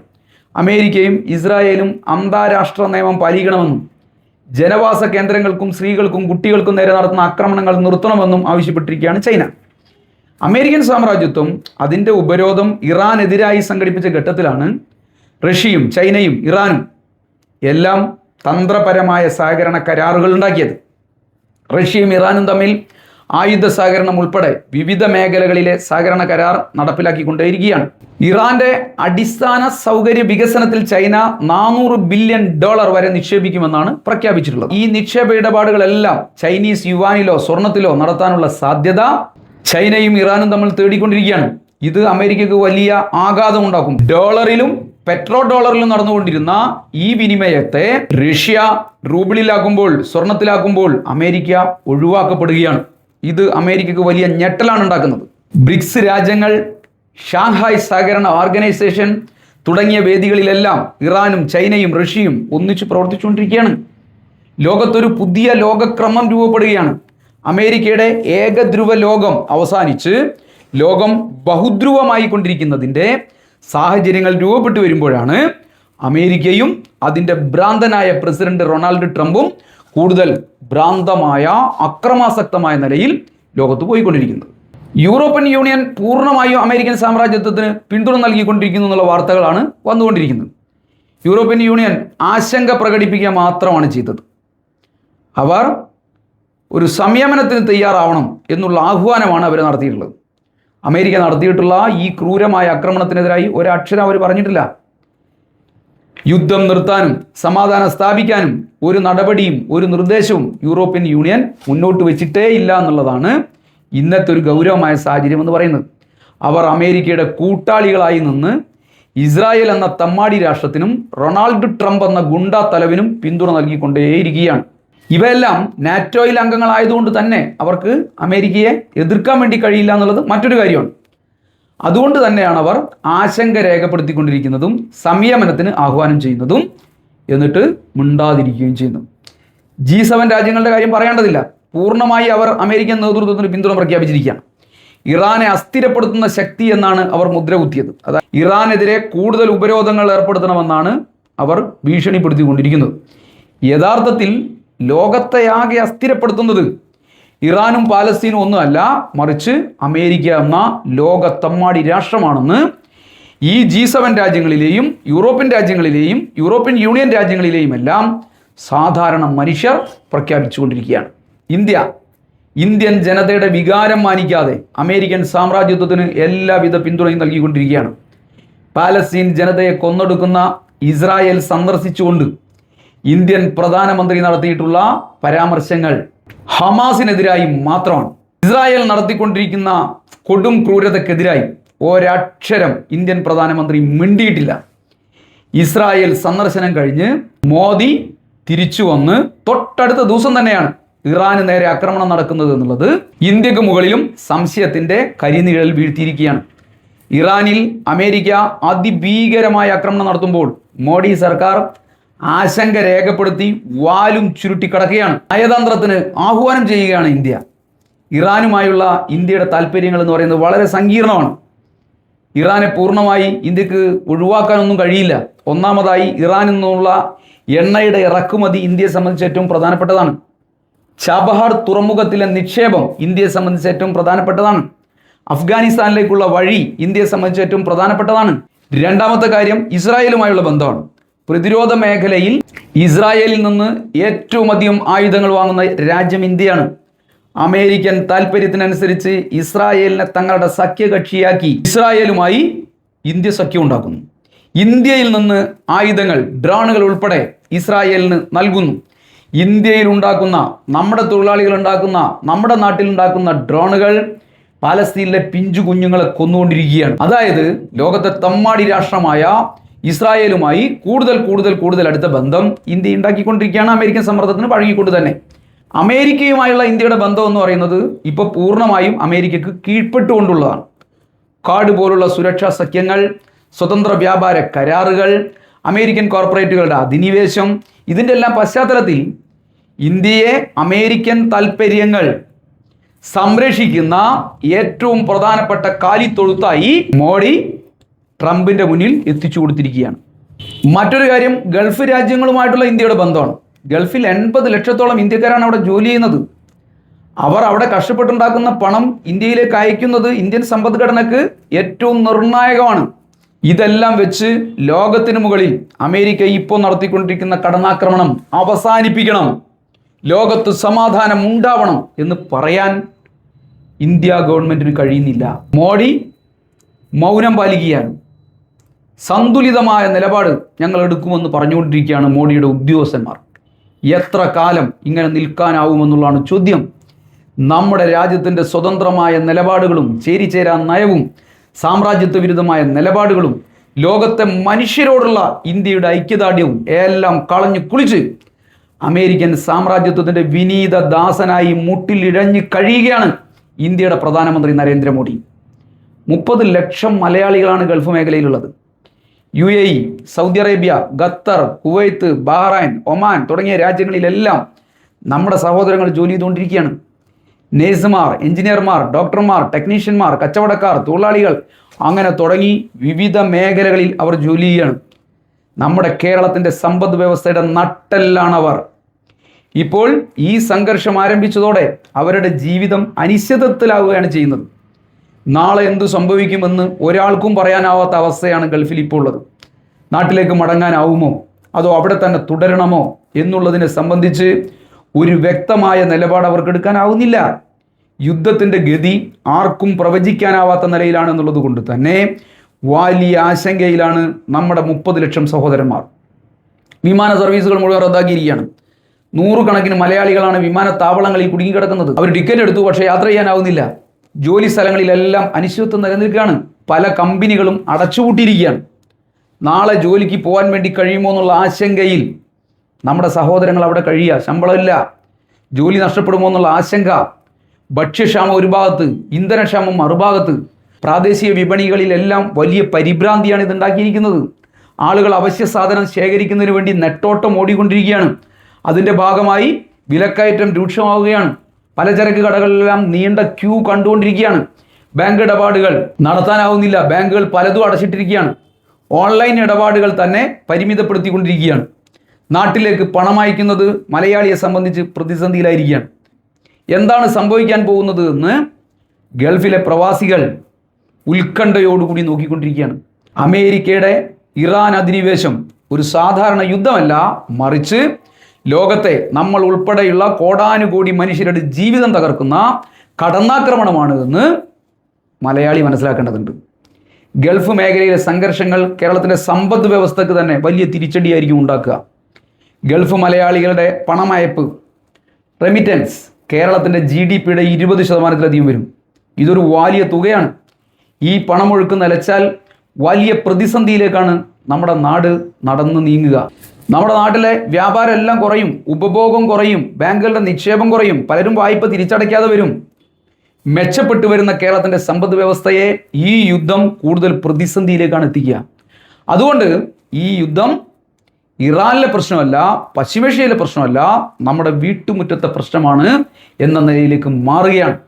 ഇറാനിൽ നിന്ന് ആയിരക്കണക്കിന് കിലോമീറ്റർ ദൂരെയാണ് കേരളം. പക്ഷേ ആ യുദ്ധത്തിൻ്റെ പ്രഹരം നമ്മുടെ അടുക്കളയിലും നമ്മുടെ വീടുകളിലും അനുഭവപ്പെടാൻ വേണ്ടി പോവുകയാണ്. അതുകൊണ്ട് ഈ വിഷയത്തെ വളരെ ഗൗരവമായി മലയാളി കാണുകയാണ്. അതിനെതിരായുള്ള പ്രതിരോധം മലയാളി തീർത്തുകൊണ്ടിരിക്കുകയുമാണ്. ഹോർമൂസ് കടലിടുക്കുന്നത് ലോകത്തിൻ്റെ മൊത്തം എണ്ണ ഉപഭോഗത്തിൻ്റെ 20% കടന്നു പോകുന്ന സ്ഥലമാണ്. ലോകത്തിൻ്റെ കഴുത്തിലെ ഞരമ്പ് എന്നാണ് അതിനെ വിശേഷിപ്പിക്കുന്നത്. ഇറാൻ ഇതടച്ചതോടെ ലോക എണ്ണ വിപണി തകിടം മറിഞ്ഞിരിക്കുകയാണ്. ക്രൂഡ് ഓയിൽ വില കുത്തനെ കൂടുകയാണ്. അതിൻ്റെ ഭാഗമായി തന്നെ പെട്രോൾ വില കുതിക്കും, ഗതാഗത ചെലവ് കൂടും, ഉൽപ്പന്നങ്ങളുടെ വില കൂടും, പണപ്പെരുപ്പം വർദ്ധിക്കും. ഇന്ത്യ പോലുള്ള എണ്ണ ഇറക്കുമതി ചെയ്യുന്ന രാജ്യങ്ങൾക്ക് ഇത് കനത്ത പ്രഹരമായിരിക്കും ഉണ്ടാക്കുക. നമ്മുടെ വിദേശ നാണ്യ ശേഖരം വലിയ നിലയിലേക്ക് കുറയാൻ വേണ്ടി പോവുകയാണ്. രൂപയുടെ മൂല്യം മറുഭാഗത്ത് ഇടിയാൻ വേണ്ടി പോവുകയാണ്. ആഗോള സാമ്പത്തിക മാന്ദ്യം ഇതിൻ്റെ ഭാഗമായി രൂക്ഷമാവുമെന്നുള്ള കാര്യത്തിൽ ഒരു തർക്കവുമില്ല. 2008 മാന്ദ്യത്തെക്കാൾ വലിയ പ്രതിസന്ധിയാണ് ലോകം കാത്തിരിക്കുന്നതെന്ന് ലോകത്തെ സാമ്പത്തിക വിദഗ്ധന്മാർ പ്രവചിച്ചുകൊണ്ടിരിക്കുകയാണ്. പല കമ്പനികളും അടച്ചുപൂട്ടലിൻ്റെ വക്കത്തെത്തി നിൽക്കുകയാണ്. തൊഴിൽ നഷ്ടവും സാമൂഹ്യ അസ്ഥിരതയും എല്ലാം ഇതിൻ്റെ ഭാഗമായി ഉണ്ടാകുകയാണ്. ഇതൊക്കെയാണ് ഈ യുദ്ധത്തിൻ്റെ സാമ്പത്തിക പ്രത്യാഘാതങ്ങൾ എന്ന് പറയുന്നത്. യുദ്ധം എന്നത് വെറും ഒരു സൈനിക നടപടിയല്ല, അതൊരു ആഗോള സമ്പദ് വ്യവസ്ഥയെ തന്നെ തകർക്കുന്ന പ്രക്രിയയായി മാറാൻ വേണ്ടി പോവുകയാണെന്നുള്ളതാണ് നമ്മുടെ മുന്നിലുള്ള അനുഭവം. 3ാം ലോക യുദ്ധത്തിൻ്റെ ഒരു മുന്നറിയിപ്പ് ലോകം ഇപ്പോൾ നൽകിക്കൊണ്ടിരിക്കുകയാണ്. ഏറ്റവും ഭയാനകമായ ഒരു സാധ്യത 3ാം ലോക മഹായുദ്ധത്തിനുണ്ട് എന്നുള്ളതാണ് രാഷ്ട്രീയ വിദഗ്ധന്മാർ പറഞ്ഞുകൊണ്ടിരിക്കുന്നത്. UN സെക്രട്ടറി ജനറൽ തന്നെ നൽകിയ മുന്നറിയിപ്പ്, ഇന്ന് അമേരിക്ക ഇറാന് നേരെ നടത്തുന്ന ഈ സൈനിക നടപടി ലോകത്തിലെ ഏറ്റവും വലിയ സെൻസിറ്റീവായ മേഖലയിൽ ആർക്കും നിയന്ത്രിക്കാൻ കഴിയാത്ത പ്രശ്നങ്ങൾക്ക് തുടക്കമിടാൻ സാധ്യത വഹിക്കുകയാണ് ചെയ്യുന്നതെന്നാണ്. ഇറാനും അമേരിക്കയും തമ്മിലുള്ള യുദ്ധം അതിൽ മാത്രം ഒതുങ്ങി നിൽക്കില്ല, അത് പല നിലയിലേക്കും വ്യാപിക്കുമെന്ന് തന്നെയാണ്. ഹിസ്ബുള്ള യുദ്ധത്തിൽ പങ്കുചേരുന്നു. ഇസ്രായേൽ അതിന് സ്വാഭാവികമായിട്ടും മറുപടി നൽകും. സിറിയ, ഇറാഖ്, യമൻ ഈ രാജ്യങ്ങളിലെല്ലാം സംഘർഷം പൊട്ടിപ്പുറപ്പെടും സ്വാഭാവികമായിട്ടും. അമേരിക്ക ഇസ്രായേൽ സംയുക്ത ആക്രമണം പശ്ചിമേഷ്യയിൽ തുടരുന്ന സ്ഥിതിയിൽ ചൈനയും റഷ്യയും ഇറാനെ പിന്തുണയ്ക്കുന്ന നില സമീപ ദിവസങ്ങളിൽ വന്നേക്കാം. നാറ്റോ രാജ്യങ്ങൾ സ്വാഭാവികമായി അമേരിക്കയെ പിന്തുണയ്ക്കും. പെട്ടെന്ന് തന്നെ ലോകം 2 ചേരിയായി മാറുന്ന നിലയിലേക്ക് പോകും. ഒന്നാം ലോക മഹായുദ്ധത്തിന് മുമ്പുള്ള ഒരു അവസ്ഥ ഇന്ന് ലോകത്ത് നിലനിൽക്കുന്നു എന്നുള്ളതാണ് യാഥാർത്ഥ്യം. അന്ന് ഒരു പ്രാദേശികമായ യുദ്ധമായി തുടങ്ങി അതൊരു ആഗോള സംഘർഷമായി മാറുകയായിരുന്നു. ഇത്തരമൊരു സാധ്യത ഇന്ന് നമുക്ക് തള്ളിക്കളയാൻ വേണ്ടി കഴിയില്ല എന്ന് ലോകരാഷ്ട്രീയം വളരെ ഗൗരവമായി നിരീക്ഷിക്കുന്ന ലോകത്തെ രാഷ്ട്രീയ നിരീക്ഷകരെല്ലാം പറഞ്ഞുകൊണ്ടിരിക്കുകയാണ്. ഇതിൻ്റെ അനന്തരഫലങ്ങൾ ഭയാനകമായിരിക്കും. അതുകൊണ്ട് തന്നെ ഈ യുദ്ധം അവസാനിപ്പിക്കാൻ ഒറ്റ മാർഗ്ഗമേ ഉള്ളൂ, ലോക ജനതയാകെ രംഗത്തിറങ്ങണം. അമേരിക്കൻ ഇസ്രായേൽ കാടത്തത്തിനെതിരെ വലിയ പ്രതിഷേധങ്ങൾ ഉയർന്നു വരണം. ലോക മനസാക്ഷി ഈ സംഘർഷത്തിനെതിരാണെന്ന് നമുക്ക് പറയാനാവണം. നയതന്ത്ര ചർച്ചകളാണ് സംഘർഷം അവസാനിപ്പിക്കുന്നതിനുള്ള ഏറ്റവും പ്രധാനപ്പെട്ട ഇന്നത്തെ ഒരു മാർഗം. ഇറാനുമായി ബന്ധപ്പെട്ട പ്രശ്നങ്ങളിൽ മുന്നോട്ട് പോയിക്കൊണ്ടിരിക്കുന്ന ചർച്ചകൾക്ക് ഏറ്റവും പ്രധാനപ്പെട്ട സാധ്യതകൾ ഉണ്ടായിരുന്ന ഒരു ഘട്ടത്തിലാണ് അമേരിക്ക ആക്രമണം നടത്തിയത് എന്നുള്ളത് ഈ സാധ്യതകളെ കൂടി ഇല്ലാതെയാക്കുകയാണ് ചെയ്യുന്നത്. നേരത്തെ joint comprehensive plan of action എന്ന JCPOA 2015 ചർച്ചകളിലൂടെ ഒരു കരാറിലേക്ക് ലോകത്തെ എത്തിച്ചതാണ്. ഇറാന്റെ ആണവ പദ്ധതി അന്താരാഷ്ട്ര ആണവോർജ സമിതിയുടെ നിയന്ത്രണത്തിലാക്കാലത്തായി ഉപരോധങ്ങളെല്ലാം നീങ്ങി സമാധാനമുണ്ടായി. 2018 അമേരിക്ക ആ കരാർ തകർക്കുകയായിരുന്നു. ഇപ്പോൾ വീണ്ടും ഈ ചർച്ചകൾ വലിയ പുരോഗതിയിലേക്ക് എത്തുകയും ശാശ്വതമായ പരിഹാരത്തിലേക്ക് ഒമാന്റെ മധ്യസ്ഥതയിൽ നീങ്ങുമ്പോഴുമാണ് ഇസ്രായേൽ അമേരിക്ക സഖ്യം വീണ്ടും ഇറാനെ ആക്രമിച്ചിരിക്കുന്നു. അതുകൊണ്ട് തന്നെ JCPOA പുനഃസ്ഥാപിക്കുക എന്നുള്ളത് ഏറ്റവും പ്രധാനപ്പെട്ട നിർദ്ദേശമാണ്. ഇറാന് മുകളിലുള്ള അമേരിക്കയുടെ ഉപരോധങ്ങൾ മുഴുവൻ നീക്കണം. ഇറാന്റെ ആണവ പദ്ധതി വീണ്ടും അന്താരാഷ്ട്ര ആണവോർജ സമിതിയുടെ നിയന്ത്രണത്തിലാക്കണം. ഇത് സാധ്യമാണ്. അന്താരാഷ്ട്ര സമൂഹം ഇത്തരം കാര്യങ്ങളിൽ മുൻകൈയെടുത്താൽ നടക്കും. ഇന്ത്യ ഇത്തരം കാര്യങ്ങളിൽ മുൻകൈയെടുക്കുന്നതിന് പകരം അമേരിക്കക്ക് വിധേയപ്പെടുകയല്ല വേണ്ടത്, അമേരിക്കയ്ക്ക് മുകളിൽ സമ്മർദ്ദം ചെലുത്തുകയാണ് വേണ്ടത്. ലോകത്തെ ഭരണകൂടങ്ങളിൽ മഹാഭൂരിപക്ഷവും അമേരിക്കൻ കാടത്തത്തിന് പിന്തുണ നൽകുമ്പോൾ വിവിധ രാജ്യങ്ങളിലെ ജനകീയ പ്രതിരോധങ്ങൾ ശക്തിപ്പെട്ടു വരികയാണ്. വിയറ്റ്നാം യുദ്ധം അവസാനിപ്പിച്ചത് അമേരിക്കൻ ജനതയുടെ പ്രതിഷേധമായിരുന്നു എന്നത് നമ്മുടെ മുന്നിലുള്ള അനുഭവമാണ്. ആഗോളമായ ചെറുത്തുനിൽപ്പുകളും ജനങ്ങളുടെ പ്രതിരോധങ്ങളും തെരുവിലിറങ്ങിയുള്ള ജനങ്ങളുടെ സമാധാനത്തിന് വേണ്ടിയുള്ള ആവശ്യങ്ങളും എല്ലാം ലോകത്ത് ശക്തിപ്പെട്ടു വരികയാണ്. ഈ ആഗോള പ്രതിഷേധം ശക്തിപ്പെടുമ്പോൾ മാത്രമേ ലോകത്ത് സമാധാനം സ്ഥാപിക്കാനാവൂ. നമ്മുടെ നഗരങ്ങളിൽ, നമ്മുടെ തെരുവുകളിൽ നമുക്ക് പ്രതിഷേധിക്കാം. ഇസ്രായേലിൻ്റെയും അമേരിക്കയുടെയും കാടത്തം നിർത്താൻ ഈ ലോകത്തോട് നമുക്ക് വിളിച്ചു പറയാം. യുദ്ധം നിർത്തൂ എന്ന് നമുക്ക് ആവശ്യപ്പെടാം. ഇന്ത്യയുടെ നിലപാട് മാറ്റുന്നതിനും നമ്മുടെ രാജ്യത്തെ ജനകീയ പ്രക്ഷോഭങ്ങളും പോരാട്ടങ്ങളും പ്രതിഷേധങ്ങളും എല്ലാം ഏറ്റവും പ്രധാനപ്പെട്ട കാരണമായി മാറും. ഇന്ത്യ എന്ന മഹാരാജ്യത്തെ നരേന്ദ്രമോദിക്ക് എല്ലാ കാലത്തും അമേരിക്കയുടെ കാൽ കീഴിൽ കൊണ്ടുപോയി അടിമ രാഷ്ട്രമാക്കി വെക്കാൻ ആവില്ല. ആത്മാഭിമാനമുള്ള ഇന്ത്യൻ ജനത ഇത് ചോദ്യം ചെയ്യുക തന്നെ ചെയ്യും. കോടിക്കണക്കിന് ശബ്ദങ്ങൾ ഒരുമിച്ചാൽ അതൊരു ഇടിമുഴക്കമായി മാറുമ്പോൾ ആ ഇടിമുഴക്കത്തിന് മുന്നിൽ മോഡിക്ക് മുട്ടുമടക്കേണ്ടി വരും. നമ്മുടെ രാജ്യത്തിൻ്റെ അഭിമാനം ഉയർത്തിപ്പിടിക്കേണ്ടി വരും. യുദ്ധം അവസാനിപ്പിക്കാനും സമാധാനം കൊണ്ടുവരാനും മോഡിക്ക് അമേരിക്കയോട് പറയേണ്ടി വരും. 2026 ഫെബ്രുവരി 28 ഈ ദിവസം ലോക ചരിത്രത്തിൽ രേഖപ്പെടുന്ന ഒരു ദിവസം തന്നെയായിരിക്കും. ഒരു സാമ്രാജ്യത്വത്തിൻ്റെ അവസാന നെടുവീർപ്പായോ അതൊരു മറ്റൊരു ദാരുണമായ അന്ത്യത്തിൻ്റെ തുടക്കമാവുമോ എന്നുള്ളതാണ് ചോദ്യം. ഒരു കാര്യം ഉറപ്പാണ്, ഈ ദിവസം അമേരിക്കൻ സാമ്രാജ്യത്വം അതിൻ്റെ ഏറ്റവും ക്രൂരവും നികൃഷ്ടവുമായ മുഖം ലോകത്തിനു മുന്നിൽ തുറന്നു കാട്ടിയിരിക്കുകയാണ്. ഹിരോഷിമയിലും നാഗസാക്കിയിലും ബോംബ് വർഷിച്ച സാമ്രാജ്യത്വം ഈ ആധുനിക കാലത്ത് 170 കുഞ്ഞുങ്ങളുടെ രക്തത്തിൽ കുളിച്ച മുഖവുമായിട്ടാണ് ഇന്ന് ലോകത്തിന് മുന്നിൽ നിൽക്കുന്നത്. ഈ ആക്രമണത്തിന് ഇറാനെ തകർക്കാനായില്ല എന്നുള്ളതാണ് മറ്റൊരു അനുഭവം. ഇറാൻ ശക്തമായ പ്രതിഷേധം നടത്തിക്കൊണ്ടിരിക്കുക തന്നെയാണ്, പ്രത്യാക്രമണം നടത്തിക്കൊണ്ടിരിക്കുക തന്നെയാണ്. അവർ തെരുവിലിറങ്ങി പ്രതിഷേധിക്കുക തന്നെയാണ്. ഞങ്ങൾ കീഴടങ്ങിയിട്ടില്ല എന്നവർ പ്രഖ്യാപിക്കുകയാണ്. ഇറാന്റെ പ്രതിരോധം എന്നത് കേവലം ഒരു രാജ്യത്തിൻ്റെ പ്രതിരോധമല്ല, മറിച്ച് ലോകത്തെ സമാധാനവാദികളായ മനുഷ്യരുടെ പ്രതിരോധമാണ്. അത് അമേരിക്കൻ സാമ്രാജ്യത്വത്തിനും അതിൻ്റെ കൂലിപ്പടക്കുമെതിരായ എല്ലാ ജനങ്ങളുടെയും പ്രതിരോധത്തിൻ്റെ പ്രതീകമാണ്. 1953 മുതൽ ഉപരോധം തുടങ്ങിയത് മുതൽ 2026 വരെ ഈ നിമിഷം വരെ ഇറാൻ ജനത അമേരിക്കൻ സാമ്രാജ്യത്വത്തിന് മുന്നിൽ കീഴടങ്ങിയിട്ടില്ല. അവരൊരിക്കലും കീഴടങ്ങാനും പോകുന്നില്ല. അമേരിക്കൻ സാമ്രാജ്യത്വം വളരെ ശക്തമാണ്. അവർക്ക് ആയുധങ്ങളുണ്ട്, മാധ്യമ ശക്തിയുണ്ട്. എന്നാൽ ഇറാന് മുന്നിലുള്ളത് സത്യമാണ്, നീതിയാണ്, മനുഷ്യത്വമാണ്. ആ ജനതയുടെ സാമ്രാജ്യത്വ വിരുദ്ധതയുടെ കരുത്താണ്. ആ പോരാട്ടത്തിൽ ഇറാൻ ജനത ജയിക്കുക തന്നെ ചെയ്യും. കാരണം ചരിത്രം എപ്പോഴും നിന്നിട്ടുള്ളത് നീതിക്കൊപ്പമാണ്. സമാധാനത്തിന് വേണ്ടിയിട്ടുള്ള ആഗ്രഹം എന്നത് യുദ്ധത്തിനായുള്ള ആഗ്രഹത്തെക്കാൾ ശക്തമാണ്. ജീവിതം മരണത്തെക്കാൾ ശക്തമാണ്. സ്നേഹം വിദ്വേഷത്തെക്കാൾ ശക്തമാണ്. അതുകൊണ്ട് തന്നെ ഈ പോരാട്ടത്തിൽ ഇറാൻ ജനത ജയിക്കുക തന്നെ ചെയ്യും. അതുകൊണ്ട് തന്നെ നാം ഇറാൻ ജനതക്ക് പിന്തുണ പ്രഖ്യാപിക്കുകയാണ്. നമ്മുടെ ഗൾഫിലെ സഹോദരങ്ങൾക്ക് വേണ്ടി, മിനാബിലെ 170 കുഞ്ഞുങ്ങൾക്ക് വേണ്ടി, പലസ്തീനിലെ കുട്ടികൾക്ക് വേണ്ടി, ലോക സമാധാനത്തിന് വേണ്ടി നാം ഒന്നിക്കുകയാണ്. ലോകമുള്ളിടത്തോളം കാലം ഇറാൻ നിലനിൽക്കണം. ആ രാജ്യത്തിൻ്റെയും ജനങ്ങളുടെയും പരമാധികാരം സംരക്ഷിക്കപ്പെടണം. ലോകത്തിൻ്റെ സമാധാനം തകർക്കുന്ന, ലോകം മുഴുവനുമുള്ള മനുഷ്യരെ കൊന്നൊടുക്കി അധിനിവേശം സ്ഥാപിക്കാൻ വേണ്ടി ശ്രമിക്കുന്ന അമേരിക്കൻ സാമ്രാജ്യത്വം ഇവിടെ തകരണം. പലസ്തീന് സ്വാതന്ത്ര്യം ലഭിക്കണം. നമ്മൾ ഉൾപ്പെടെ ലോകത്തെ രാഷ്ട്രങ്ങളും ജനങ്ങളും അമേരിക്കയുടെ അധീശത്വത്തിൽ നിന്ന് സ്വതന്ത്രരാവണം. നമുക്ക് സ്വതന്ത്ര വായു ശ്വസിക്കാവുന്ന ഒരു ലോകം രൂപപ്പെടണം. അതിനുവേണ്ടി ലോക സമാധാനത്തിനായി നമുക്ക് പ്രവർത്തിക്കാം, പോരാടാം. സമാധാനത്തോടെ ജീവിക്കാനുള്ള സാഹചര്യങ്ങൾക്കായി ലോകത്തെ ജനങ്ങൾ നടത്തുന്ന പോരാട്ടങ്ങൾക്ക്, സാമ്രാജ്യത്വ വിരുദ്ധ പോരാട്ടങ്ങൾക്ക് നമുക്ക് പിന്തുണ കൊടുക്കാം. ആ പോരാട്ടങ്ങളെ നമുക്ക് വിപുലീകരിക്കാം.